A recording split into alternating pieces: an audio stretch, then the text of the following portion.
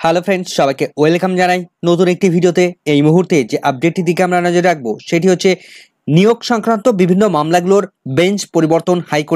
হাইকোর্টের রোস্টার পরিবর্তন নোটিশ দিয়ে জানিয়ে দিল কলকাতা হাইকোর্ট। প্রাথমিক শিক্ষা সংক্রান্ত এবং প্রাথমিক নিয়োগ সংক্রান্ত মামলার বিচারপতির পরিবর্তন, সেই সঙ্গে গ্রুপ 2 অর্থাৎ এডুকেশন রিলেটেড যে কোনো মামলার তার বেঞ্চ পরিবর্তন করলো হাইকোর্ট। এখন ডিভিশন বেঞ্চে কোন কোন বিচারপতিরা এই গ্রুপ 2 বা এডুকেশন রিলেটেড মামলাগুলো শুনবেন, সিঙ্গেল বেঞ্চের প্রাইমারি এডুকেশন রিলেটেড মামলাগুলো কোন বিচারপতি শুনবেন, চলুন জেনে নিই বিস্তারিত কি কি পরিবর্তন হলো। সরাসরি হাইকোর্টের নোটিফিকেশনের মধ্যে চলে যাব। তার আগে বলে রাখবো বন্ধুরা, যারা চ্যানেলটিতে নতুন আছেন অবশ্যই একটু সাবস্ক্রাইব করে রাখার অনুরোধ রইল এবং ভিডিওটি ভালো লাগলে অবশ্যই একটু লাইক করে যাবেন। তো চলুন ডিটেলস নোটিফিকেশনে আমরা চলে যাই। তো আমরা নোটিফিকেশনে চলে এসেছি in the high court at Kolkata. তো তার নোটিফিকেশন আমরা দেখতে পাচ্ছি একটু আগে নোটিফিকেশনটি প্রকাশ হয়েছে 8/10/2024 তারিখে। 8ই অক্টোবর 2024 তারিখে এই নোটিফিকেশন প্রকাশ করা হয়েছে। তার নাম্বার দেখতে পাচ্ছি।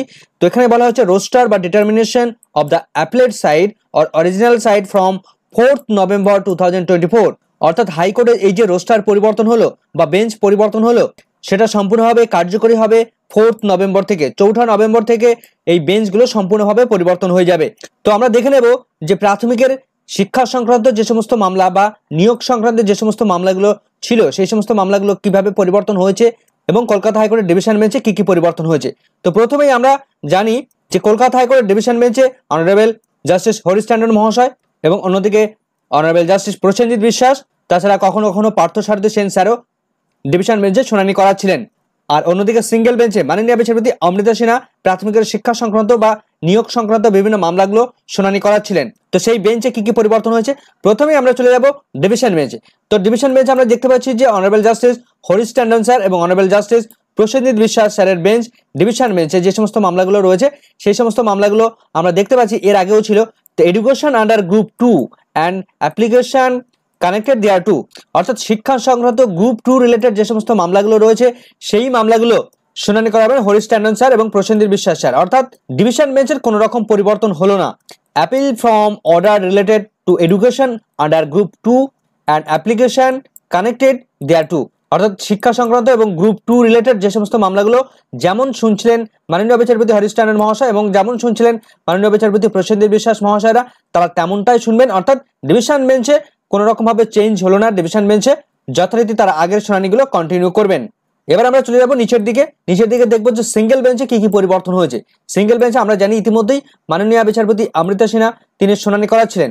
তো সেই বেঞ্চ কি পরিবর্তন হলো বা পরিবর্তন হয়েছে কিনা বা পরিবর্তন হয়ে কোন বেঞ্চে কোন বিচারপতিরা শুনানি করাবেন বা কোন বিচারপতি শুনানি করাবেন তা আমরা দেখে নেব। তো আমরা ঠিক সেই পজিশনটায় চলে এসেছি।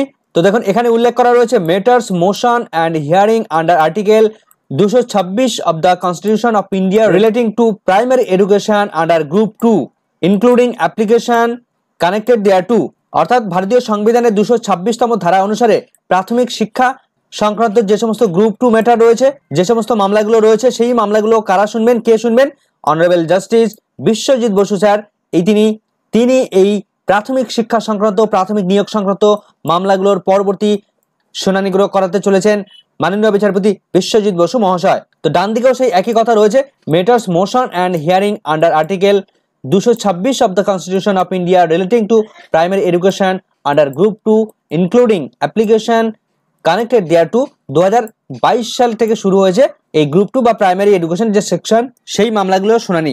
তাহলে আমরা দেখলাম সিঙ্গেল বেঞ্চের রোস্টার কিন্তু পরিবর্তন হয়েছে। মাননীয় বিচারপতি অমৃতা সিনহা তিনি আর শুনানি করাবেন না 4ঠা নভেম্বর থেকে, তার জায়গায় শুনানি করাবেন অনারেবল জাস্টিস বিশ্বজিৎ বসু মহাশয়। এখন দেখা যাক মাননীয় বিচারপতি কিভাবে সমস্ত বিষয়গুলো মুভমেন্ট করেন, কিভাবে শুনানি করান, সেদিকে আমাদের নজর থাকবে। কলকাতা হাইকোর্টের দিকে আমাদের নজর থাকবে। 4th নভেম্বর থেকে সমস্ত কিছুর পরিবর্তন হচ্ছে সিঙ্গেল বেঞ্চে। তো এই সংক্রান্ত পরবর্তী আপডেট পেলে অবশ্যই আপনাদের সঙ্গে শেয়ার করবো। আপাতত এই ভিডিওটা এখানে শেষ করছি। ভিডিওটি সম্পূর্ণ দেখার জন্য সকলকে ধন্যবাদ।